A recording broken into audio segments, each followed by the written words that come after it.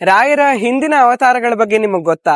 ನರಸಿಂಹ ಪುರಾಣ ಉಲ್ಲೇಖ ಮಾಡತ್ತೆ, ಶಂಕುಕರ್ಣಾಖ್ಯ ದೇವಸ್ತು ಬ್ರಹ್ಮ ಶಾಪಶ್ಚ ಭೂತಲೆ ಪ್ರಹ್ಲಾದ ಇತಿ ವಿಖ್ಯಾತೋ ಭೂಭಾರಕ್ಷಪಣೇ ರತಃ ಸ ಏವ ರಾಘವೇಂದ್ರಾಖ್ಯ ಯತಿರೂಪೇಣ ಸರ್ವದಾ ಕಲವ್ಯುಗೆ ರಾಮಸೇವಾನ್ ಕುರ್ವನ್ ಮಂತ್ರಾಲಯೇ ಭವತ್ ಅಂತ.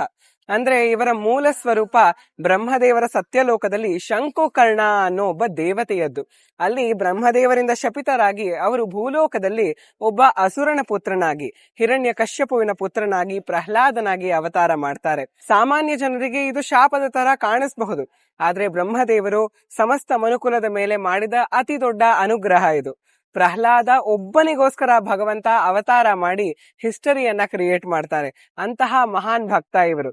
ಇದೇ ಪ್ರಹ್ಲಾದ ಮುಂದೆ ಮಹಾಭಾರತದಲ್ಲಿ ಬಾಹ್ಲೀಕ ರಾಜರಾಗಿ ಅವತಾರ ಮಾಡ್ತಾರೆ. ನಂತರ ವ್ಯಾಸರಾಯರಾಗಿ ಅವತಾರ ಮಾಡಿ ಸಮಸ್ತ ಭರತ ವರ್ಷದಲ್ಲಿ 732 ಮುಖ್ಯ